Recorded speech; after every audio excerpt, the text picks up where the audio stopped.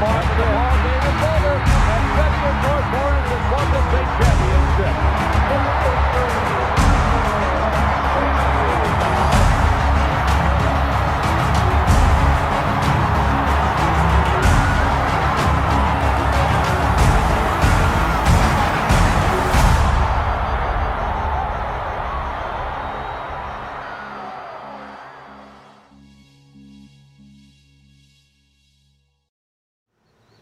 And good evening, everyone, and welcome to B&L Live's Coaches Show. My name is Aaron Harrell, here with Coach Jeff Hine and Coach Logan Jackson, the boys soccer coach here at Bedford North Lawrence High School. But this is our debut, so this is our tests, Coaches Show, our test stream, whatever you want to call it. But Coach, thanks for joining me. Coach, thanks for joining me. Thank you. Tell us about about yourself, about your season. I know this is your eighth. Yeah, this is eighth year. Yep, eighth year. I'm from Bedford. Grew up here. This is teaching my eighth year coaching here at B&L. Married to my wife 4 years ago. We actually have one on the way. So we're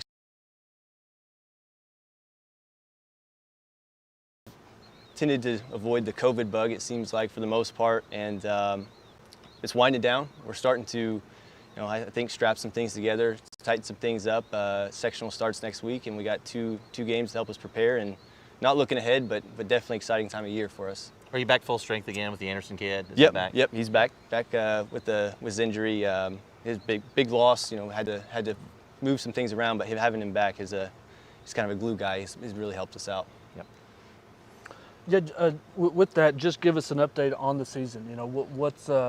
What's been going on? I know that the record's 6-4-2 right now. We play tomorrow night at Seymour. Seymour, yep. And then final home game and final game of the season Saturday. Yep.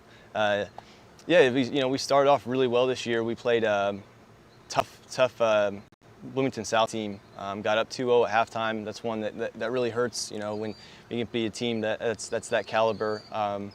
But then to lose it 4-2, and then to tie Bloomington North. We got off to a really good start. We lost Josh during that North game, and I think we kind of had to search and find some people to fill some roles, and I think in the long term that's been a benefit. The guys stepped up and have taken on some new roles and some learned some things along the way, and so I think we're probably better for it long term. But it's taking some time to adjust, and getting him back, I feel like we're getting right back into the swing of things. Was Bloomington South the first game of the year?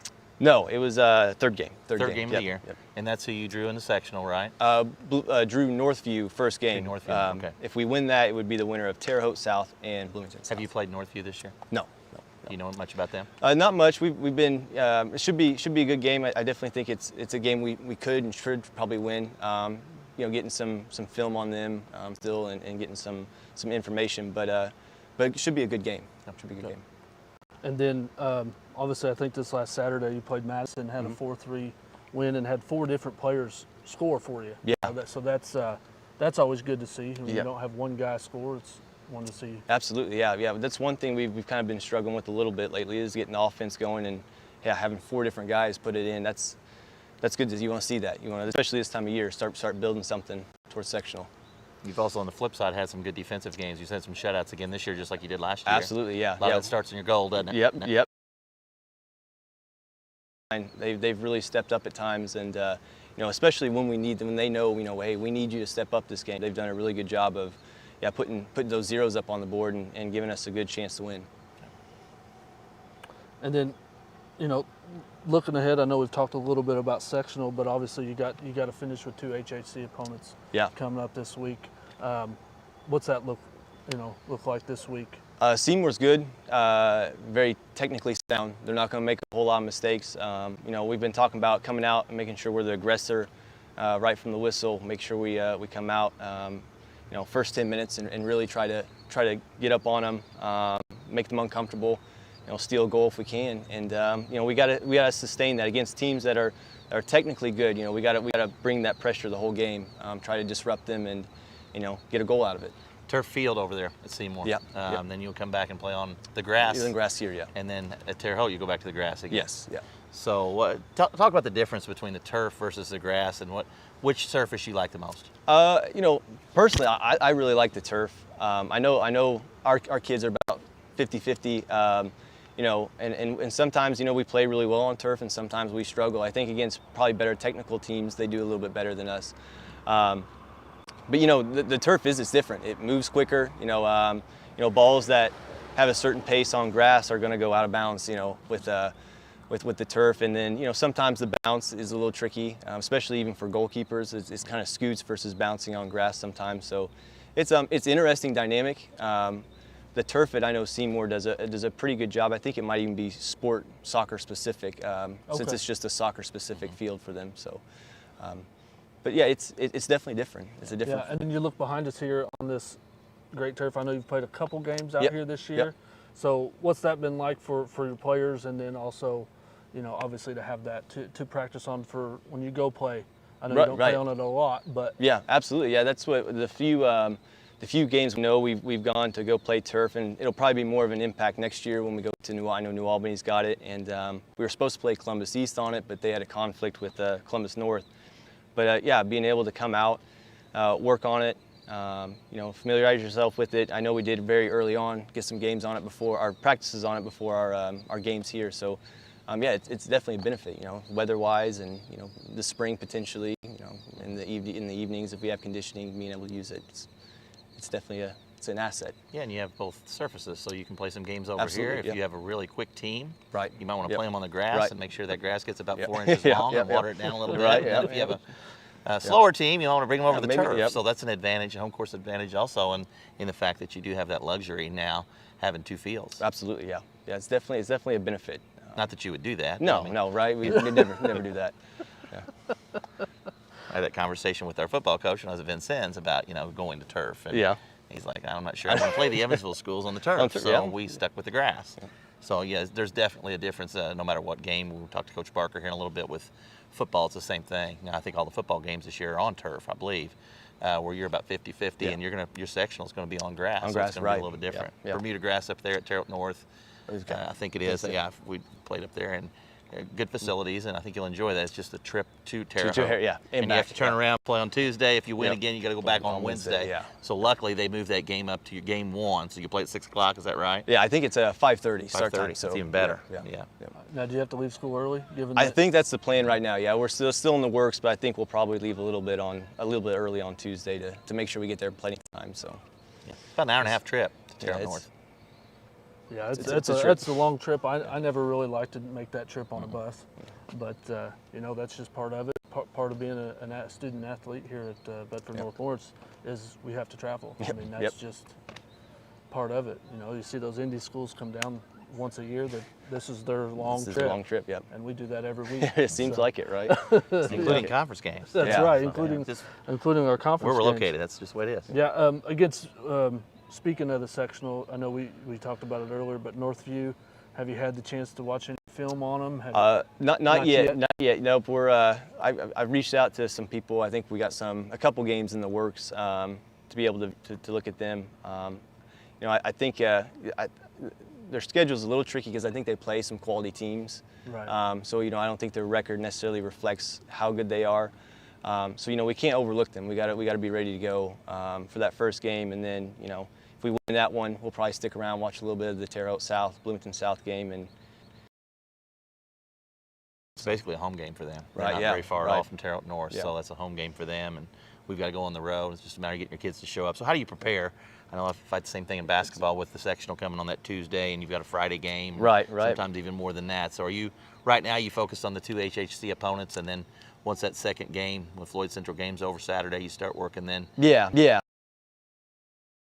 That's what I told them. The draw was Sunday, and first thing Monday it was like hey, we got to focus on these 2 games. These are 2 conference games. Get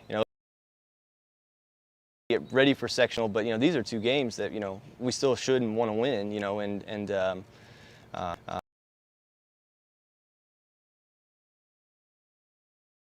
We have Monday to kind of that day to kind of prepare a little bit. So that's something that when Monday rolls around, we'll hit it hard either reviewing, going through walkthroughs, game plans, and all that. So we'll be ready. But yeah, 2 games first for sure. Yep. 2 games first. Again, Seymour is at Seymour this Thursday, and then the final home game of the year is Saturday, and that is a noon start. Noon start time. JV first. Yep. JV first, and then varsity to follow. So, Coach, thanks so much for taking the time. Hey, Coach, do you have any other questions? Coach. No. Good luck, and Thank you. I guess one more thing I want to ask you. I mean, I've watched your team a little bit. I've got a nephew that plays for you. Yeah. So, you know, I see a huge difference this year versus last year. Same coach, a lot of the same kids, everything else. Just the mentality to me seems a lot different. Your success, obviously, you're above 500. Last year, you're just below 500. Mm-hmm. But talk about that a little bit. Do you think that you've had some kids mature? Do you think it's the experience? What do you think has gotten you to the point where you've really got a chance to do something in the sectional next week, as well as the last 2 games of the season? Yeah, I think it's both. I think a maturity standpoint, you know, we're senior heavy. We got some guys that are a little bit more mature than last year. Not that they weren't mature, but you know, it's just different. You know, you have a little bit more of a senior leadership, and you know, I know at the end of the season last year when we sat down, did some evaluations with the guys, and as a team sat down, you know, a lot of them, and we just kind of had to talk. You know, hey, what do you want from this next year? And a lot of those guys, I think they showed up in the off season. We did, you know, we worked hard. And it is, I agree. I think it's a different mentality. You know, I feel like they have a little bit more belief this year that we can do something. And, you know, along the way, we've improved. I think those guys have worked hard and they've gotten better where they need to. Yeah, from the outside looking in, it just looks like your team is a lot more together this year. Less bickering among each other, more together, and for that reason, you've had a lot more success, and I'm sure the season's been a lot more fun than when you when you have kids that maybe aren't quite doing that all the time. So that's great to see. I'm glad to see the success that you've had. Thank you, appreciate it. A little self-interest in your program myself, so I've watched it pretty close, and we appreciate you coming in and talking to us tonight. Thank you. I appreciate Good luck it too. Again. Thursday we'll be there. Saturday for Floyd. Yeah, Central. we'll be there Saturday for Floyd, and then again they play tomorrow night. Is it a 5:30 start tomorrow? Yeah, 5:30 start. Yep. 5:30 start at Seymour Saturday, noon start JV first, and we will be live there on Saturday. But Coach, thank you again for taking the time. Hey, thank you. Appreciate it. And then for those of you at home, we'll be right back with Coach Barker, with the head football coach. We'll be right back right after this.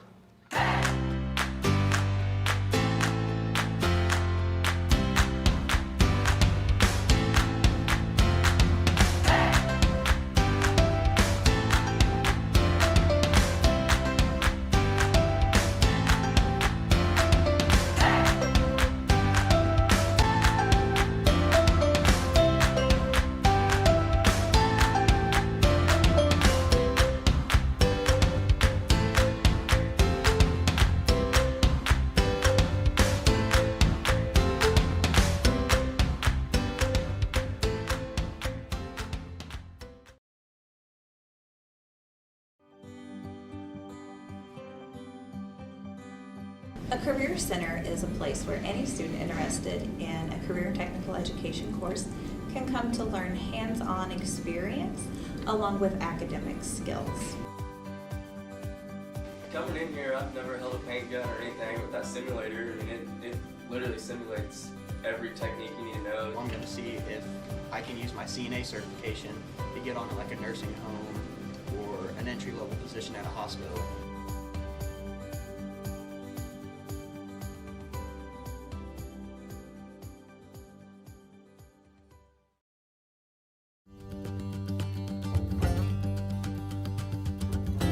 Texas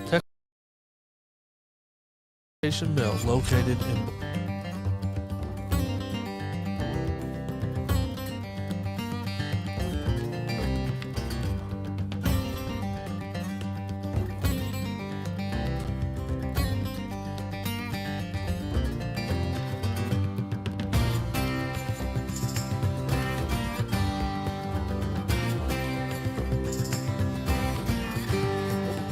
And welcome back to the BNL Live Coaches Show. Again, my name is Aaron Harrell, here with Coach Jeff Hine, and then Coach Barker. Thank you for joining us.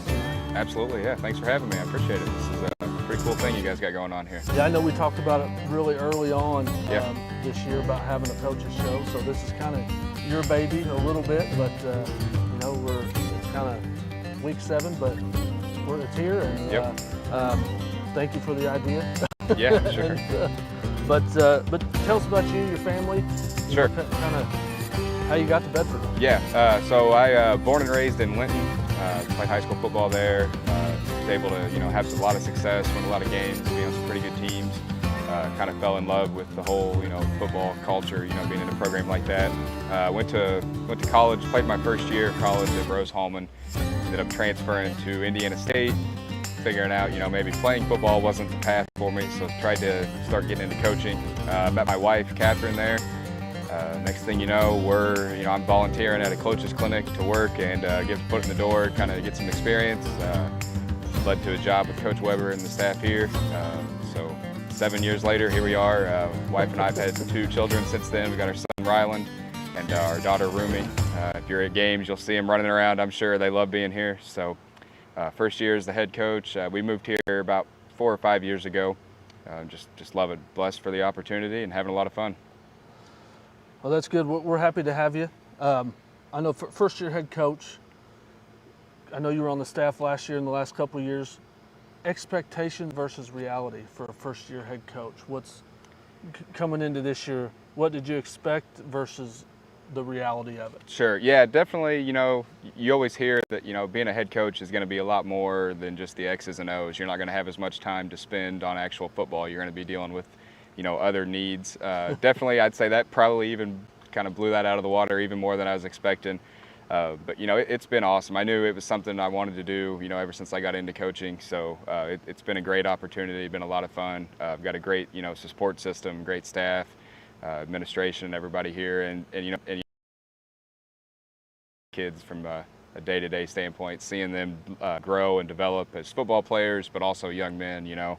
All the headaches and the stress and hassles worth it. First question for you, and here in a couple months, we're going to flip seats, and you can sit here, and I'll sit there. Sure, absolutely. Yeah, absolutely. Because Aaron's going to need some help then. Absolutely, yeah. Winter sports season, because I'm kind of busy then. But there we go. I guess the big thing is homecoming last week. I think we had a great week here at school. You had a great talk out here with the kids. Great attendance by the kids. We've noticed that all year long, Aaron, and I've talked about every broadcast we've done. 4 home games counting the Mitchell scrimmage. How good a support you've got. I think this facility out here, as you can see in the background, is awesome with the turf, and we've got a culture change. And I think the big part of that culture change is a weight room, and the kids buying into that weight room. So talk a little bit about that and what you think we need to continue to do, not just for the football program, but for the whole athletic program here going forward. Absolutely, yeah. It doesn't matter what sport you play. It all starts in the weight room. I know we had Coach Jackson on here. You talked about kind of the kids showing some more confidence and maturity. I think with every sport starts with a good off season in the weight room, getting bigger, getting faster, getting stronger, and obviously it leads to the product on the field and whatever sport you're playing there. And I think that's been a big thing for us. We had a great turnout this winter, this spring, even when we had like your basketball kids in there, and they were having fun. They were hyped up, loud, a lot of energy. I think that's our goal. Obviously we want to win football games, but I think we've talked before. We want to make B&L a sports powerhouse in boys sports, girls sports, fall, winter, spring. It all starts in the weight room with that weight program. Yeah, and I know going back to that excitement, the mentality change I saw at practice today while I was setting up today. You got the music going, you got, obviously that's a change. I never had that when I played here, Yeah. But it's just a different era of football nowadays. Yeah, and having the facility like this obviously helps a ton. We can run up and plug a phone in and play music over the speakers. You're on a great field with the turf. You got plenty of room to practice, plenty of room to do all those drills. And it's easy to get excited for practice then. That's one of the things we talk to the kids about. Football is a hard sport. It's hard to come out and put pads on, 2 days a week, full gear when it's hot, some hitting, running around. It's hard. You got to really love, your teammates, the kind of culture and environment you're in. One of the things we talk a lot about is just embracing the process over the product. Everybody, it's a lot of fun to win on Fridays, but you got to have fun on Monday, Tuesday, Wednesday, and Thursday, kind of building up to that experience on Friday. Right. You talk about your leadership, your seniors, and I know it's a good group of kids, and they've really bought in, and I think they've came in with a mentality of, we're going to prove some people wrong. Yep. seniors are? I know you have several of them, but who, I know who your captains are and everything, but what evolution you've made as far as the mentality of that group of kids, and hopefully the younger kids will see that and continue to buy in the future. Yeah, absolutely. With high school sports, I feel like your senior class, it's so important because, we've had talented classes coming up, freshman, sophomore, and just being able to keep them together, have the large numbers, and have that leadership as seniors, it makes a world of difference when you're, playing a game with 17, 18-year-old kids versus, 14, 15, 16. So we've been lucky. We've got 18 seniors out this year, and they're great kids. They're great leaders. Obviously, you talked about the team captains, Grant Todd, Isaac Jackson, Bry Lewis, Jake Terrell, our seniors, and then we have a junior captain as well, Tyson Patterson. But those senior captains, they've been there, and even the guys that aren't the captains, but you see out there making plays like Zane Anderson, Nick Mansker, Ryan Perry, just that whole group. They're good athletes, but they're good leaders. If we do have kind of a down, kind of slow day at practice, they're usually the ones that are, getting on everybody for making mistakes or just getting the energy pumped up a little bit. And that's great. That's what you want. I don't want to have it, be me every day out there screaming and yelling, getting them, fired up and doing their job, So it's great to have that leadership and the production on the field as well. Right. Going back to the homecoming game here, it's a 47-14 win. They score on 2 big plays. Yep. And that's basically all all they pretty much moved the ball on. Yeah. But what were the good, the bad, takeaways from that game? Sure. From that. For us, I think we scored every drive except one. I think we had one turnover on a play that we had the ball for a little bit and they kind of took it away from us. So that was really good. That was kind of our best offensive performance.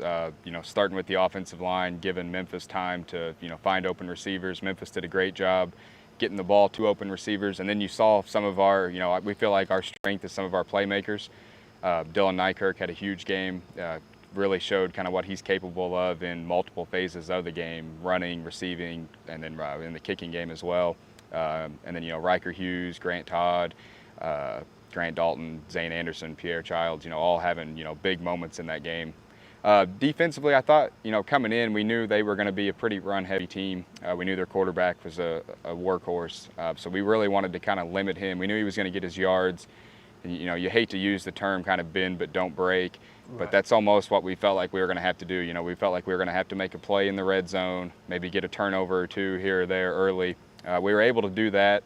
I think their first offensive drive, we held them in a 4th and goal situation. The big plays, when we missed a tackle on one, we just kind of had a coverage mistake on another. Just kind of got to know situational football better in that circumstance. But overall, I felt like it was, if not our best game of the year so far, definitely one of our top performances. Okay, now conference standings. Let's look at that a little bit. New Albany, of course, undefeated still. They still have 3 games left. I think they have Jeffersonville at home, and then they go to Seymour and then Floyd Central. So, you have to rely on one of those teams to knock off New Albany, but it's been 15 years. I hate to jinx anybody, 15 years since B&L's won the conference. Sure, yeah. Of course, Columbus East had a stranglehold on for a long time, 96 straight conference wins. Yeah. So how do you approach that with your team? Is that something you talk about? Is that just something you let take care of itself? How do you approach that? It's something, we definitely know, everybody's aware of. We're not going to try to hide it, or treat it like, a secret or anything like that. But, they've got 3 tough games, but we've also still got 2 really tough conference games left. And, if we slip up this week or week 9 against East, then, it doesn't really matter if they do slip up once. So, we're excited to be able to play each week. This week with the big conference game with Floyd Central, who, we're kind of, I guess you'd say, almost tied for 2nd place with in the conference, with them having the 1 loss. So to me, that's the most important thing is just taking care of our business from week to week. We'd love to see, Jeff, sneak up on New Albany, but, they're a good team. We had our shot at them. We weren't able to take advantage of it. So now we just got to make sure we do what we can do against Floyd Central, and then Columbus East, and then Madison in there as well, even though they're not conference opponent anymore. Sure. Yeah, and speaking of Floyd, I'm sure you've watched a lot of film this week. Oh yeah. What's coming up for you guys this week? I mean, in regards to the film. Yeah, very stingy defense. They are very, very good on defense. They're experienced. I hate to use the term old. and then the other 2 or 3 spots are juniors coming in. So they're experienced, they're big. Challenge for our offense, it's not going to be like last week where we're scoring every drive. We're going to have to overcome some adversity, make some adjustments, make some changes. Some things we're going to try probably won't work, so we're going to have to be able to adjust in game and find something that will. Offensively, they've really gone through the ringer as far as opponents. They've played some really good teams, some of the best teams in the state of Kentucky. So while their offensive numbers might not look impressive, they've made some personnel changes at the quarterback position, some of the running back, receiver, offensive line type stuff. And I think they've started to find their groove here the last few weeks. So I think they're a team that, while they're a little younger there, I think if we give them some confidence, if we turn the ball over, if we let them make some and dangerous and putting some points up. That's been a big thing. You had 5 turnovers in the Martinsville game, and since that, you've taken care of that. You've limited your turnovers, given ourselves a chance to, even if we had to punt it away, at least not give it to them in a good spot on the field. And do they have Winkers right anymore? He graduated, didn't he? Thankfully, he doesn't have a brother either, does he? Not that I know Thank of. goodness, because he could play. Yeah, he absolutely could. He was a nightmare. I saw him at a track meet this spring, and I told him, I lost enough sleep over him the last 2 years. I didn't want to see him here anymore. So, fortunately, he's gone. But they've got some good players coming in behind him. Yeah, moving forward. Okay, sectional. I know it's a few weeks off for you. Yeah. Of course, Aaron and I were talking about the other night. 5 teams now. Yeah. You have New Albany, Jeffersonville, Floyd Central, Seymour, and Bedford North Lawrence. Yep. So, obviously, talked about the New Albany game. We didn't really play real well that night. I think we all would agree with that. Yeah, absolutely. But if you're going to beat them, you'd much rather beat them in the tournament. Right. So, you have a week where potentially you're going to get a bye, which in the past we've only had a 4-team sectional, so everybody got a bye. Yep. So obviously we want that bye week. What will you do during that bye week? How will you approach that if we do end up with that bye week? So I think the biggest thing about that bye week is we'll maybe be able to take a day off here or there, let the kids kind of go be kids for, a weekend, maybe a Monday, maybe a Friday, if they want to go see another game or something like that. So that's always a good thing for them. And then, really just kind of getting back to focusing on ourselves, making sure, we're running our schemes correctly, our plays correctly, make sure we understand kind of how we want to play, regardless of who our opponent is. Make sure, we've got everything buttoned up on our end. And then you can always start kind of looking forward to, knowing who one of the 2 teams might be. So you can start looking forward, maybe preparing for that next week. But really just kind of using it as a week to recharge and just kind of reset ourselves back and get back on the right track. And I'm kind of going to shift gears here a little bit, but talk about a little bit. I know this year we've talked about it and talked about it earlier a little bit, but the crowds and the support at home games. Absolutely. I haven't been to an away game. I don't think you have either, but it's been good there as well. Yeah. We travel well here. We do travel well. We're in the press box. We don't get to see a face-up view of it, but we see a down view of just the center, and it is packed. Yeah. So, I know you got to love that, and the kids got to love it. Yeah, absolutely. And it makes a big difference. That's one of the things you always tell people. I'm sure a lot of fans think it probably doesn't really matter, but it is. You can hear it down there on the sideline. The student sections at home games have been awesome. Just, chanting, screaming, clapping, stomping on the bleachers, stuff like that just really keeps the kids locked in. Whether it's a game we're up big, like we were, lucky enough to be last week, keep them kind of focused in, keep that energy high, or a game where we're struggling, if we make a bad play, something doesn't go our way, having that crowd, that student section to pick us back up, with high school kids, because they're a high, low, emotional, type of person anyway. So it's awesome to have that crowd there. And especially on the road, that's one of the things, I know, talked about playing in Linton when I was in high school. We used to always have the saying, have a game, we'll travel type of thing. And then to come here, and we travel really well. Even, to Martinsville on a Saturday at noon, we traveled pretty well. So to be able to go to a visiting stadium and have a good crowd there, just it means a lot to us. It means a lot to the kids, and it definitely helps a lot. Yeah, I know we've talked about it a little bit. We've got a good view of the opponents' stands here at Bedford North Lawrence, and it's not the other teams that come here and play this year don't travel well. Yeah. So that's all except Mitchell, obviously. Sure. Yeah. Sure. And that was just a scrimmage, but that goes up to all of you out there that's watching tonight. Yeah. Thank you very much. Keep showing up. Don't Absolutely. We're still going to live stream them as long as they're home games, but keep showing up. These student athletes need that support. Well, you're starting to see it in everything. You're starting to see it in the college game. Yeah. The stadium's packed again with Right. people got kind of tired not being able to go to games and having to watch it on TV. And no offense to the live stream, because a lot of people are still doing that, but they can get there and be there in person and see it, and it's kind of elevated the enthusiasm, and we hope that continues on throughout the winter season as well. Yeah, I know you do. I definitely do, and I know the girls' basketball team does, and as do the other winter sports. So it's been great. I think the morale here at school has been really good. I thought last week, I told Mr. Key on Monday morning, was a great week for BNL as far as having the kids energized and homecoming and all the activities that we're playing and so forth. So it was great. Yeah. I guess the last question I got for you is competition. You've got a good group of kids there, and if somebody goes down, whether it be with injury or whatever else, it seems like you've got somebody there in their place, having that depth, having that competition. How has that helped you to this point this year, knowing that if somebody goes down for one reason or another, you've got somebody there that can step up and get it done in their place? Yeah, it's huge. And, like you talked about, if, something comes up, somebody's out for injury or something like that, to have that confidence that somebody can step in, that's a big thing. But also, the biggest thing with competition is in practice. Being able to have, whether it's the scout team, when we're going full 11 on 11, pushing those other guys, just nobody can be complacent here. And that's one of the things, I talked about from day one. I don't care how many guys started last year or the year before, you got no guaranteed starters coming in. We really preach competition and that every job was open. And the kids responded well to that, and it just makes the team better. It makes each individual player better, but overall it makes the team just so much better. Well, it holds them accountable. Absolutely. They're accountable for their actions, and if they don't have a good week, then they know somebody's there in their place that can step up and do it for whatever reason. And I think Seymour's a great example of that, where you had your quarterback not able to play, and one of your best slots not able to play, and we had some kids, Grant Todd and Bri Lewis, really stepped up that week and got it done. And then we did miss a beat last week in the Jennings game, so it's great to see that competition, and that definitely going to make your program better as time goes on. Absolutely. Yep. Coach, I just want to say thank you. Anything you want to say, anything that we missed that you wanted to talk about tonight? Or No, I don't think so. Like we talked about, we're at Floyd Central Friday. We talked about the crowd. It's going to be maybe even more important there because they don't have bleachers on their visiting side. So all the fans sit on the home side. So if we can really kind of get there early and let them know we've got a good support there, a good showing over on their side, it'll be really cool to see. So other than that, I appreciate you guys having me on. Yeah, thanks for coming on. Thanks for taking the time. I know we're taking time away from your family, at all. But Coach, thanks for you as well.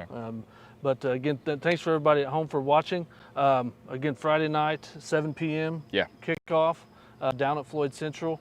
And then sectional draw for football is October 10th.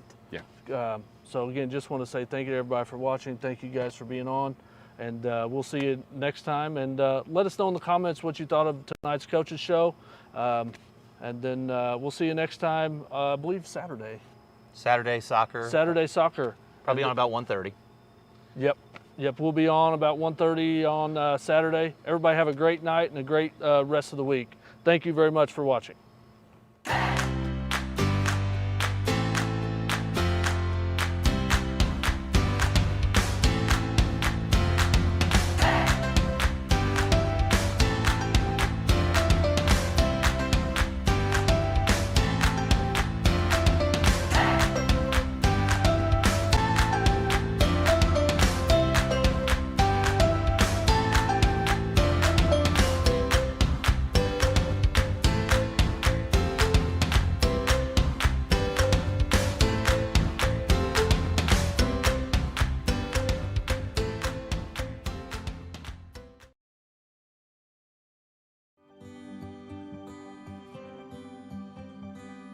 A Career Center is a place where any student interested in a career technical education course can come to learn hands-on experience along with academic skills. Coming in here, I've never held a paint gun or anything with that simulator. I mean, it literally simulates every technique you need to know. I'm going to see if I can use my CNA certification to get on like a nursing home or an entry-level position at a hospital.